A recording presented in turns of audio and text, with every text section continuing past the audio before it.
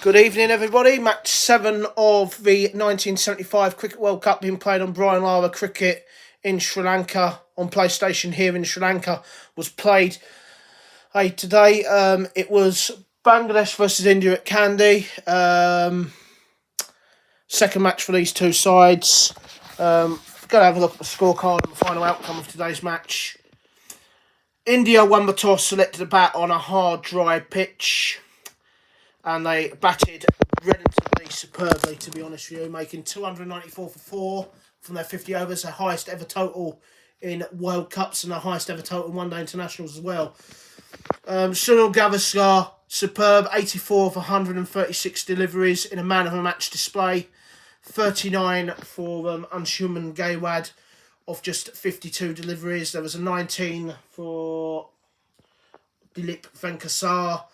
Then they scored 140 off the final 20 overs, 66 off just 62 deliveries for star batsman Gunapa Vishwanath, 59 off 56 for Bilaj Patel, and 25 for off 22 deliveries for Mahanda Harmanath. He got 25 not out. Once again, lacked any sort of quality with Bangladeshi bowlers. 60 for 2 from a medium pacer. The off spinner, 47 for 1. The two slow left armers, 63 for 0 and 47 for 0. And the two fast bowlers, 60 for 1 and 17 for 0. The second fast bowler only bowled 5 overs. The Bangladeshi captain, obviously, knowing that they conceded 324 against England, decided he wanted some slow bowlers and a fast bowler at each end. It sort of worked a little bit better, but obviously, they never looked to threat with the ball. In response, they gave it a best shot. They actually batted out their 450 overs to score their highest total in their World Cup history of 188 for 9. As you can see from that innings, 250s from the Bangladeshi batsmen. First time they've ever hit that. Bangladesh have hit 250s in the same one-day international, but remember, this is only their second official one-day international. 4, 18, 53, 4, 5, 4, 50 not out, 21 not out, 1, 4 and 15. Nothing really going on there. Consistent wicket taking, but respectable target total for Bangladesh. 3 for 31 for Mahanda Armanath. He's the leading wicket taker in the tournament now with 6 wickets in 2 matches, as you'll see a bit later on. 142 for Kapil Dev. He bowled fast and pacey. He's another one for the future, 20 years old.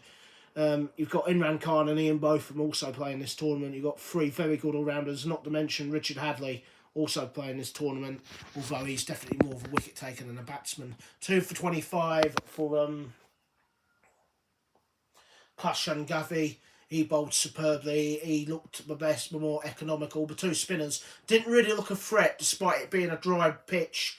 2 for 46 for the captain, Shiri Venkakaran, and 1 for 35 for Bishan Bedi.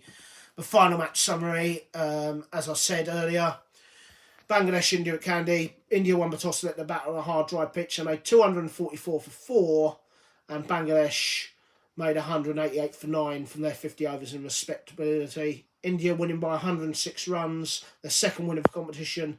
Man of the match for is, just double check that he did get 84.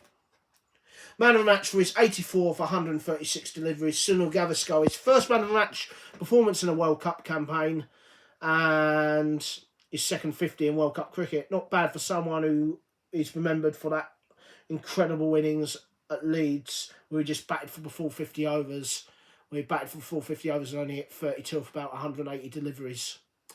This is what it means for Group 1. Won't be surprised. India are top of the group. 2 wins out of 2. They've got Pakistan in their next match. Great effort, great incentive to put their place in the quarterfinals with a victory over the old enemy. Pakistan have got Bangladesh before they play India in that crucial match in about a week's time. Tomorrow's match, Rhodesia versus Ireland. If Ireland win, it puts them in pole position out of the 3 associate teams to qualify for the quarterfinals. Rhodesia looking for a bit of respectability after a absolute hammering by New Zealand in that opening match. Let's have a look at the star players for India. You won't be surprised that obviously Gunapa Vishnath now has his first average of the tournament. We're going to have a look at it in a moment. And Mohinder Armanaf obviously got his first bat of the tournament as well. So let's have a look at the Indian star players. As you can tell, Armanaf's still averaging 110, but look at that average now. He's out. The reason why he's got 114, he's got 114 runs in 2 innings, Gurunatha Vishnath, which included 66 today, but he was not out on 48 in the opening match against the Dutch. So now he's got an average. It's a very good start to the tournament for him. No average yet for Mohinder Armanaf, but he got a quick fire 25. And as you can see, leading wicket taker with 6 wickets in 2 matches at an average of 10. So he's got off to a very good start to his tournament. And so have India. India look impressive. India look like they're in business in this World Cup. It remains to be seen what will happen now. I think their tournament will begin against Pakistan. They've beaten the 2 so-called minnows of the group. So they've got the 4 points. Now they've got Pakistan, which will be a tremendous occasion. First ever meeting of those 2 in the World Cup. Then they've got England again. Obviously, I mentioned Sunil Gavaskar's infamous innings at Leeds 4 years ago.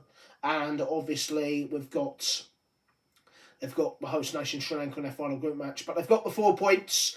They're in pole position to potentially qualify for the quarterfinals. They're top of the group. Tomorrow's match, Rhodesia versus Ireland. Ireland opening to build on that brilliant victory against Rebel South Africa 11. Rhodesia looking to gain some respectability after their thrashing against New Zealand. So this is me, Lawrence Howard, reporting on the 1979 Cricket World Cup being played in Sri Lanka on Brian Lara Cricket on PlayStation. It's a very goodbye from me. See you tomorrow for Rhodesia versus Ireland. Bye-bye.